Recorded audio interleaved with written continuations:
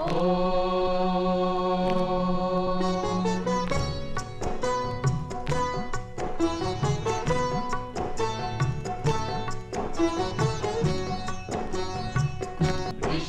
को लाख प्रणाम, गुरुवर को लाख प्रणाम, धर्म धुरंधर मुनिवर को कोटि कोटि प्रणाम, कोटि कोटि प्रणाम।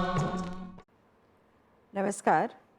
आर्य सभा के तत्वावधान में आयोजित इस विशेष प्रोग्राम में आप सभी दर्शकों का बहुत बहुत स्वागत करते हैं। जैसे कि आप लोग जानते हैं कि स्वामी दयानंद सरस्वती जी की द्विशताब्दी के उपलक्ष्य में ये विशेष कार्यक्रम आप लोगों तक पहुंचाया जा रहा है। और आज खुशी की बात है कि हमारे साथ आर्य सभा मॉरिशस के दो ऐसे कर्मठ सदस्य हैं जो हमें स्वामी दयानंद जी के बारे में कुछ अन्य जानकारियां देंगे। साथ में आर्य सभा मॉरिशस की जो सेवाएं और गतिविधियां हैं उन सब के बारे में जानकारियां देंगे। तो सबसे पहले हैं श्री हरिदेव रामदैनी जी। आप आर्य सभा मॉरिशस के उप प्रधान हैं और साथ में आप वेद प्रचार समिति के अध्यक्ष भी हैं। आपका बहुत बहुत स्वागत करते हैं। धन्यवाद, नमस्ते। और सभी श्रोताओं का भी हम स्वागत करते हैं। बिल्कुल, हाँ। और हमारे साथ हैं डॉक्टर जयचंद लाल बिहारी जी और आप आर्य सभा मॉरिशस के उप मंत्री हैं। आपका भी बहुत बहुत स्वागत करते हैं। धन्यवाद हैं और श्रोताओं को और जो दर्शकों को भी हमारा बिल्कुल, हाँ। तो अभिवादन। सबसे पहले मैं रामदैनी जी से ये जानना चाहेंगे कि हम विशेष रूप से ये प्रोग्राम जो है स्वामी दयानंद जी की द्विशताब्दी के उपलक्ष्य में प्रसारित कर रहे हैं। और स्वामी जी का जन्म जो है वो फरवरी महीने में हुआ था, महीने में 12 फरवरी। हाँ। तो अगर हम उनके संघर्ष के बारे में बात करेंगे, वेद प्रचार को उन्होंने दुनिया तक कैसे फैलाया, तो इससे किस तरह का लाभ हुआ? उमा जी, धन्यवाद। सर्वप्रथम महर्षि दयानंद सरस्वती इस युग के सबसे बड़े समाज सुधारक हुए। वे संस्कृत के प्रकांड विद्वान थे और साथ ही वेद ज्ञान को जन जन तक पहुंचाने में उन्होंने एक विलक्षण कार्य किया। उनका जीवन बड़ा ही संघर्षपूर्ण था। उन्होंने अपने आप को समर्पित कर दिया मानव कल्याण के लिए। सिर्फ भारत के लिए नहीं, पूरे विश्व के मानव जो है उनके लिए उन्होंने अपने आप को समर्पित कर दिया। और इस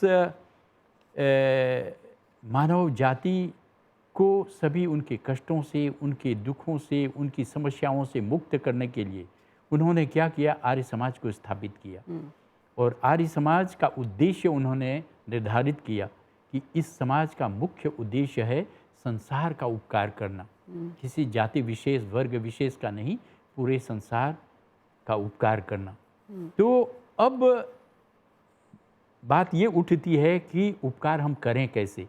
तो उनका मुख्य विषय जो था, यदि हम किसी को अब उनके कष्टों से, दुखों से, जो कठिन परिस्थिति है, इनसे निकालना चाहते हैं, तो सर्वप्रथम उनको शिक्षित करना है। तो शिक्षा का प्रचार, वेद का ज्ञान, सत्य ज्ञान और अंधकार, अंधविश्वास से दूर करना है। और दूसरी बात जो है अध्यात्म, व्यक्ति को वो परमपिता परमेश्वर जिन्होंने हमें जन्म दिया, सब कुछ किया, उनके और करीब लाना है। उन्हीं से हम प्रेरणा जागृत हम में होती है और हम आगे बढ़ सकते हैं। और एक तीसरी बात है वो सेवा कार्य। कुछ ऐसे हमारे समाज में व्यक्ति होते हैं जिन्हें अन्यों पर आश्रित रहना पड़ता है, उनके पास साधन नहीं, या कुछ ऐसी परिस्थिति आ जाती है जहाँ पर उन्हें निर्भर होना पड़ता है। तो इस तरह आर्य सभा जो है इन उद्देश्यों के साथ चलने वाले, एकदम निष्ठा के साथ, सिंसियरिटी के साथ, और आज हम शिक्षा के क्षेत्र में, अध्यात्म के क्षेत्र और सेवा के कार्य में भी हम बहुत काफ़ी दूर तक पहुँचे हैं, मतलब कि प्रगति की ओर बढ़ते चले जा रहे हैं। और हमारा प्रयत्न ये है कि हम लोगों को कैसे सहायता करें, कैसे उनके कष्टों से दूर कर वो अच्छे जीवन व्यापित कर सकें। आपसे हम ये भी जानना चाहेंगे कि जब उन्होंने आर्य समाज की स्थापना की, केवल दर्शकों को याद दिलाने के लिए ये तारीख जो है और जगह जो है इस पर अगर आप बात करें। हाँ, 10 अप्रैल 1875 मुंबई में एक जगह है जहाँ पर उन्होंने पहली बार वहाँ पर पहला आर्य समाज की स्थापना की थी और वहाँ से तब फिर पूरे भारत में और ये पूरे विश्व में सर्वत्र फैला। तो अगले साल जो है हम आर्य समाज के 150 वर्ष की जयंती मनाएंगे। मतलब कि अगले 2025 के 10 अप्रैल को हम आर्य समाज के 150 वर्ष, और इस साल 12 फरवरी जो अभी 4-5 दिन बाद है, महर्षि दयानंद के 200वीं जन्म जयंती मनाना। हाँ बिल्कुल, और ये कार्यक्रम जो है विशेष रूप से द्विशताब्दी के उपलक्ष्य में ही हाँ प्रसारित किया जा रहा है। जी हाँ। और जैसे कि शुरू में हमने कहा कि ये हमारे साथ डॉक्टर लाल बिहारी जी हैं जी हाँ। और आर्य समाज की स्थापना, फिर उसके बाद मॉरिशस में आर्य सभा मॉरिशस की स्थापना। हाँ, देखिएगा, ये 20वीं शताब्दी की शुरुआत में आर्य समाज की स्थापना की कोशिश की गई, जैसे 1903, फिर 1907, फिर 1911। ठीक है, तो 1911 में हम लोग पूरी तरह सफल हुए इसको स्थापित करने के लिए यहाँ पर। और उसके जो सत्यार्थ प्रकाश जो है, हमारे लोग यहाँ पढ़कर जो है उन्होंने सोचा कि हमें यहाँ आर्य समाज की स्थापना करनी है। ठीक है, ये शुरुआती दिन की है ये। तो इसमें मैं कुछ जोड़ना चाहूँगा। बिल्कुल। हाँ। वो पहला आर्य समाज बहुत ही ऐतिहासिक है। वो 1903 में क्यूपिप गांव में, वो निर्गिन भवन के कुछ आसपास में वहीं पर, और 3 व्यक्ति थे, खेमलाल लाला, गुरु प्रसाद दलचितलाल और गोपाल, एक गोपाल नाम का, ये 3 व्यक्ति जो थे, उस समय ये निर्णय लेकर आगे बढ़ना ये बहुत बड़ी बात थी। तो उन लोगों ने ये निर्णय लेकर सत्यार्थ प्रकाश और संस्कार विधि पढ़ने के बाद उन लोगों ने देखा कि यदि हम मुक्त करना चाहते हैं अंधविश्वास, अंध परंपरा, इन सब से, तो उन्होंने वहाँ पर प्रयास किया और वो यद्यपि कठिनाई के साथ आगे बढ़े, जाकर आगे जब 1911 में डॉक्टर चिरंजीव भारद्वाज भारत से बहुत ही अच्छे विद्वान आए, तो उनकी सहायता से सर्वत्र मॉरिशस में आर्य समाज को फैलाया गया। हाँ बिल्कुल। हाँ, हाँ। और हम जहाँ तक हमें याद है, हम देखते हैं कि मॉरिशस में जब आर्य समाज की स्थापना की जा रही थी और अभी जो कई शाखाएं हैं, जी हाँ।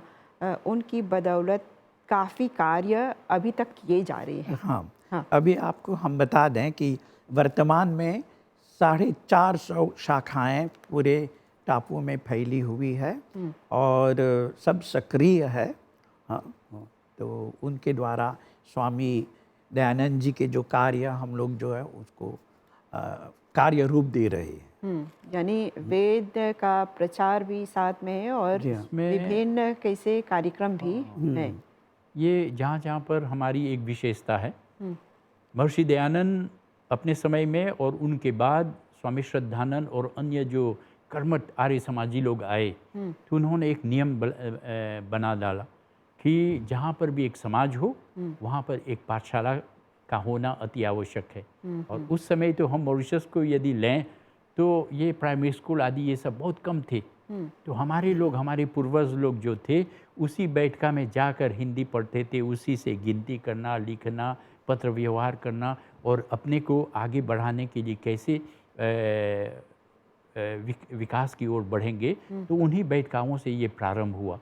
तो और वहाँ पर साप्ताहिक सत्संग चलता है, महिलाओं की सशक्तिकरण है, युवक युवतियों को भी पढ़ाना, सिखाना, आगे बढ़ाना।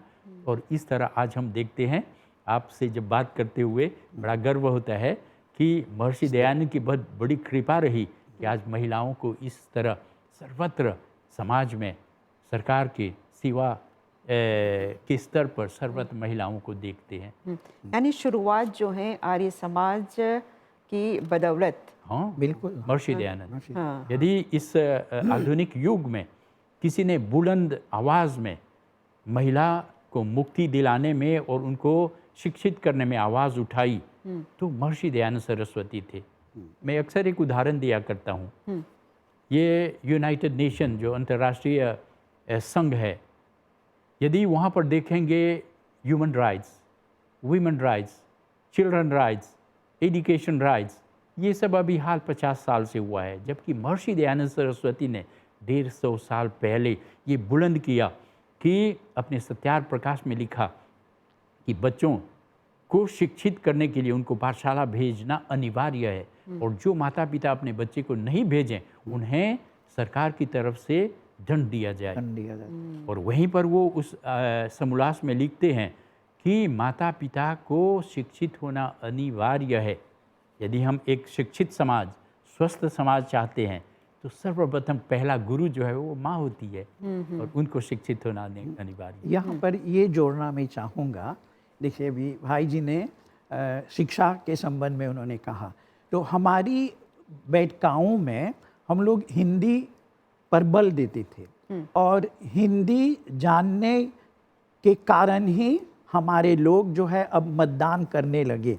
और जब मतदान करने, क्योंकि ये हमारे जो पूर्वज लोग, हमारे जो बाप दादे थे, वे जाते थे घर घर, जो आर्य समाजी थे, सिखाना कैसे वो अपने हस्ताक्षर कैसे करें।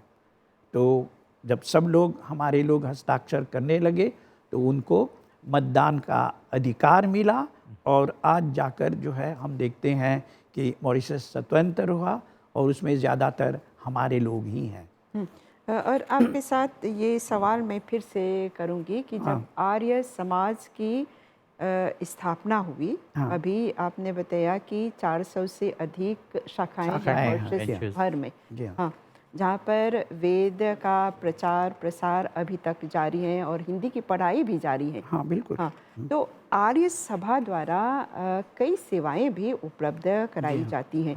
अभी कई आश्रम भी हैं, शैक्षिक संस्थाएं हैं। जी हाँ। अगर उन पर कुछ उल्लेख करें। देखिएगा, हम मानते हैं कि दुनिया का उद्धार हमें करना है, आध्यात्मिक तौर से और सामाजिक तौर से और व्यक्तिगत रूप से। तो उनमें से जो है हम लोग चाहते हैं कि हमारे लोग शिक्षित हों। अब इसके लिए अभी वर्तमान में हमारे 3 सेकेंडरी स्कूल है, और लगभग जो है 250 पाठशालाएं हैं जहां हिंदी की पढ़ाई होती है, और विद्या समिति इसकी देखरेख वो करती है।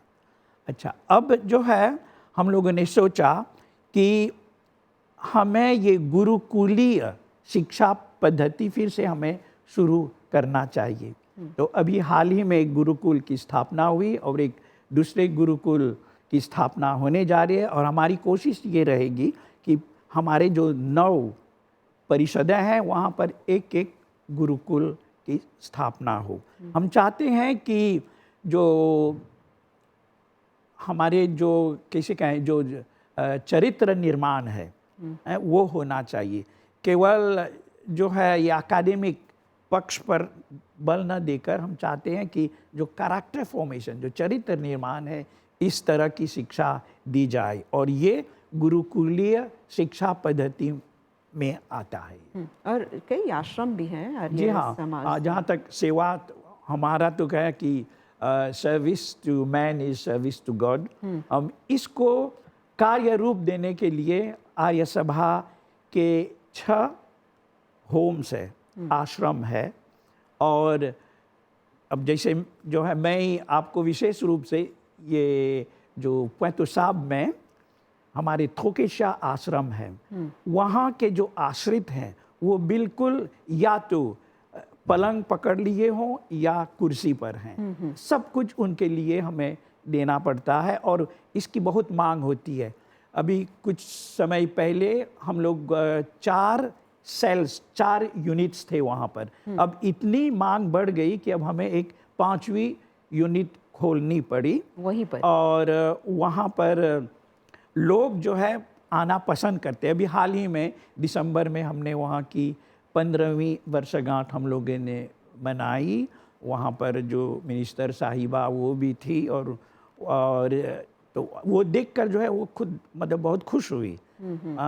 और उन्होंने ये हम लोगों को वादा किया कि और कुछ सुविधाएं हम लोगों को प्राप्त हो। अब इसके साथ साथ हमारा जो है फुलबसिया आश्रम है सुमेग्रेनिये में, वहाँ भी लगभग अभी वर्तमान में 75 आश्रित है वहाँ पर। वहाँ और केवल महिलाएं हैं या महिलाएं महिलाएं हैं और मांग इतनी बढ़ गई है कि अब एक अभी तक 3 मतलब वहाँ पर सेल्स है, अब एक चौथा सेल जो है हम लोग खोलने जा रहे हैं क्योंकि मांग हो रही है। और उधर बेलमाव में भी भारद्वाज आश्रम है, वहाँ हमारे आश्रम में अभी 20 महिलाएं हैं।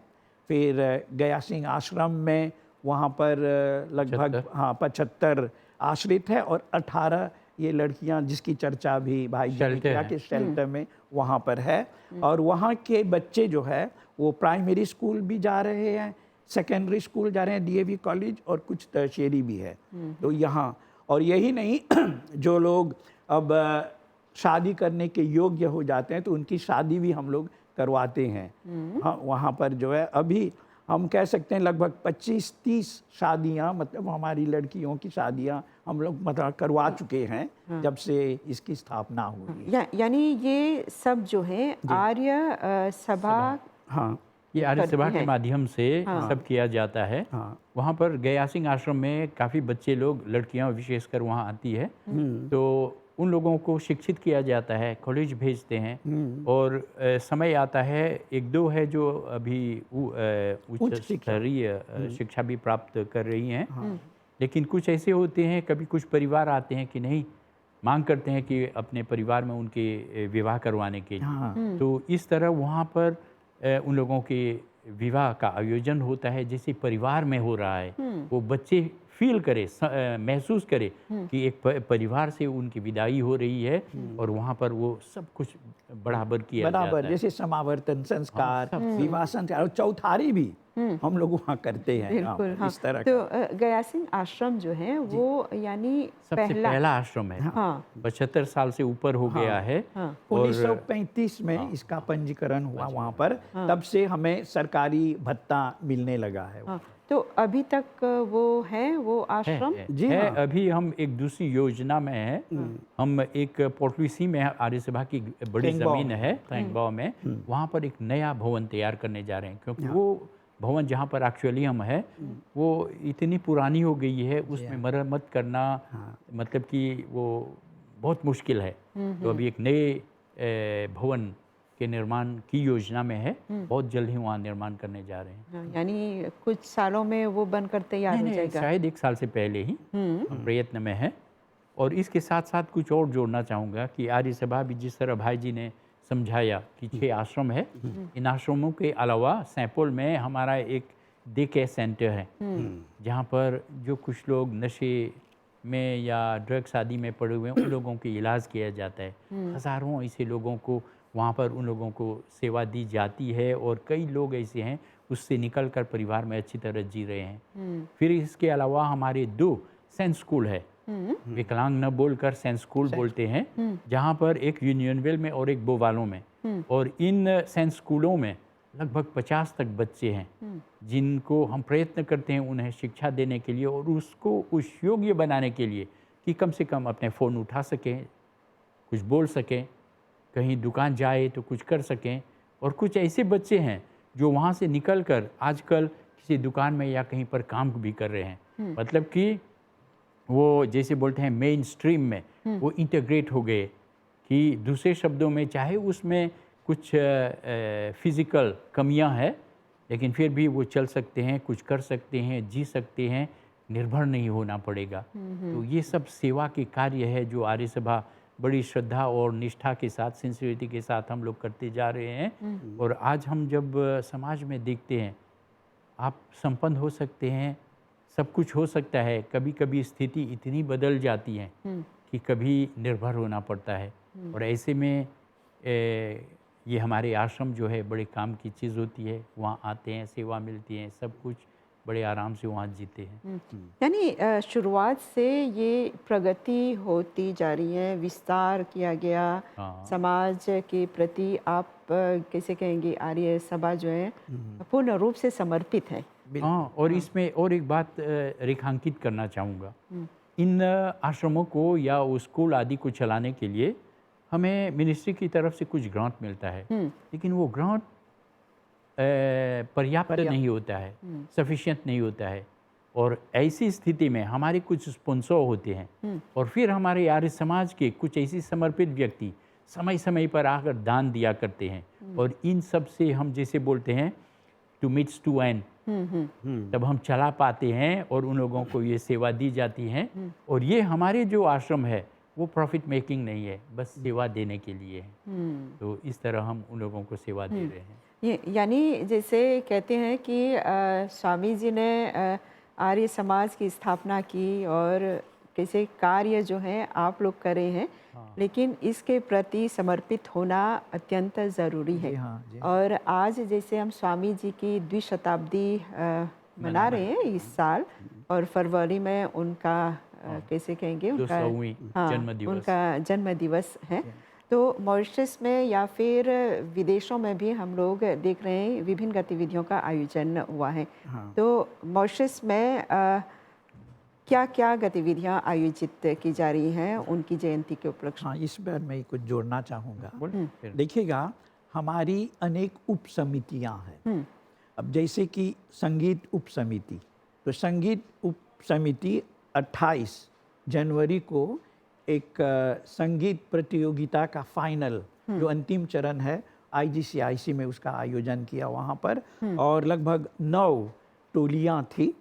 और जो सर्वश्रेष्ठ टोलियाँ निकली है, प्रथम द्वितीय तृतीय, उनको हम 11 तारीख को एक कल्चरल प्रोग्राम है वहाँ कुद्दो में, उसमें वो लोग भाग ले रहे हैं। फिर हम देखते हैं हमारा आर्य युवक संघ, ये भी एक उप समिति है। तो हम लोग 200 युवकों को तैयार हम लोगों ने किया है, और वे लोग 10 तारीख को, जो प्रथम दिन है हमारे सम्मेलन को, वो बिलमाव में एक यज्ञ में वो लोग भाग ले रहे हैं। और ये मैं सोचता हूँ मॉरिशस के लिए एक ऐतिहासिक है कि 200 यज्ञ कुंडों में यज्ञ होगा। बहुकुंडीय यज्ञ। जी हाँ, तो ये है। और फिर हमारा जो है महिला मंडल ने एक इसी संदर्भ में एक दिवसीय गोष्ठी का आयोजन किया। तो उसमें भी काफ़ी महिलाएं, उन्होंने सक्रिय रूप से उन लोगों ने भाग लिया, और महिलाओं के सामने क्या समस्याएं हैं इस पर उन लोगों ने मतलब अपने विचार दिए उनमें। और अभी हाल ही में शायद कल परों एक प्रोग्राम भी आया था, हमारी कोषाध्यक्षा श्रीमती पूनम सुखन, उन्होंने विशेष रूप से महिलाओं पर जो है क्या योगदान स्वामी दयानंद जी का रहा, उन्होंने ये इस पर कहा है। तो इस तरह जो है हमारी उप समितियों, जैसे वेद प्रचार समिति है जिसकी देखरेख भाई जी करते हैं, उनके द्वारा जगह जगहों पर 2-3 जगहों पर हम लोग ये महायज्ञ करवा चुके हैं। और अब भी जब पॉम्पलेमुस में हम लोग करने जा रहे हैं 22, 23, 24 को। फिर मार्च में हम रियजगांपा में वहाँ महायज्ञ का आयोजन कर रहे हैं। तो हमारी उप समितियों के जरिए जो है इस संदर्भ में काफ़ी कुछ गतिविधियाँ यानी इस कैसे कहेंगे अंतिम चरण पर पहुंच रहे हैं, अंतिम चरण पर पहुंच रहे हैं। और इस अंतिम चरण में 3 दिवसीय बहुत ही बृहद कार्यक्रम किया जा रहा है।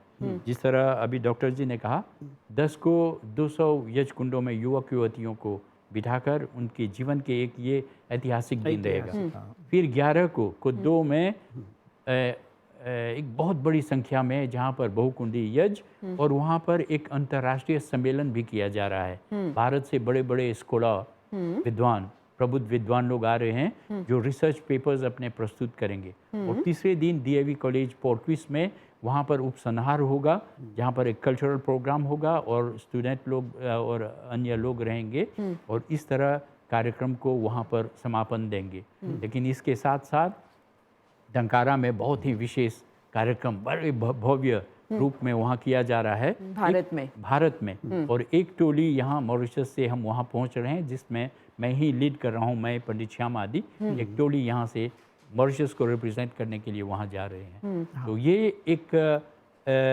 ऐसे अवसर है जहाँ पर उस महान समाज सेवक जिनकी कृपा से आज हम यहाँ बैठकर कुछ बात कर रहे हैं, सब कुछ कर रहे हैं, हमारे परिवार विकसित हो रहे हैं उनके प्रति अपना आभार प्रकट करना, अपनी श्रद्धांजलि अर्पित करना, ये हमारे लिए एक स्वर्ण अवसर है। ये बिल्कुल। जो सम्मेलन हाँ। है, मैं बताना चाहूँगा हाँ। कि ये 4 जो उपमहाद्वीप है वहाँ के प्रतिनिधि के रूप में लोग आ रहे हैं। ऑस्ट्रेलिया से आ रहे हैं, साउथ अफ्रीका से आ रहे हैं, अमेरिका से आ रहे हैं, इतने जगहों के जो विद्वान आ रहे हैं और उनके द्वारा अपने अपने आलेख वे लोग पढ़ेंगे। कुछ जो है वेद संबंधी है, फिर जो है आर्य समाज का किस तरह जो है शुरुआती दौर था और अभी तक कैसे आया, मतलब उसका एक इतिहास पर वे लोग बात करेंगे। अपने अपने देश, मतलब जो साउथ अफ्रीका में कैसे हुआ, ऑस्ट्रेलिया में कैसे हुआ, ये लोग अपने अपने देशों के जो है आर्य समाज के इतिहास पर वो लोग प्रकाश बिल्कुल। डालेंगे। हाँ, तो हमारा कार्यक्रम जो है अपने अंतिम चरण तक पहुंच गया है। जी हाँ। आप दोनों ने इतनी जानकारियां दी और जो गतिविधियां आयोजित की जा रही हैं स्वामी जी की 2 शताब्दी के उपलक्ष्य में, उन सब के बारे में आप लोगों ने विस्तार से बताया। तो इन सभी जानकारियों के लिए आप दोनों को बहुत बहुत धन्यवाद देते हैं। धन्यवाद आपको। और हम हमारे सभी दर्शकों को हम इनवाइट कर रहे हैं कि वे लोग जो है सक्रिय रूप से, विशेषकर 11 तारीख को जो कोड्डो स्पोर्ट कॉम्प्लेक्स है, वो सुबह से लगभग दोपहर मतलब 3 बजे तक हमारा कार्यक्रम वहाँ रहेगा और आप लोग आइएगा, बड़ी तादाद में आइए। और अंतिम शब्द जो है महानिर्देशक और आप जितने कर्मचारी वर्ग है, आप लोगों का पूर्ण सहयोग मिला। आप सबको आर्य सभा की तरफ से बहुत बहुत धन्यवाद। मैं भी यहाँ जोड़ना चाहूँगा कि हर प्रतिदिन आजकल देख रहे हैं कि स्वामी दयानंद के विचार वो जो है जूनाल टेलीविज़न से पहले जो है वो आ रहा है। तो हम लोग जैसे भाई जी ने कहा, MBC TV के डायरेक्टर और सब जो आप लोग हैं, सबको हम लोग धन्यवाद देना चाहेंगे। बिल्कुल। हाँ जी हाँ, जैसे कि हमने बताया कि ये कार्यक्रम जो है विशेष रूप से स्वामी दयानंद सरस्वती जी की 2 शताब्दी के उपलक्ष्य में है और उनकी जयंती के संदर्भ में कई कार्यक्रम आयोजित किए गए हैं और आज हमारे मेहमानों ने जानकारियाँ दी उन सभी गतिविधियों के बारे में। तो हम आशा करते हैं कि इसमें भाग लेने आप लोग आएंगे और इस कार्यक्रम को अभी के लिए हम यहीं पे विराम देते हैं। आप सभी को बहुत बहुत धन्यवाद। नमस्कार।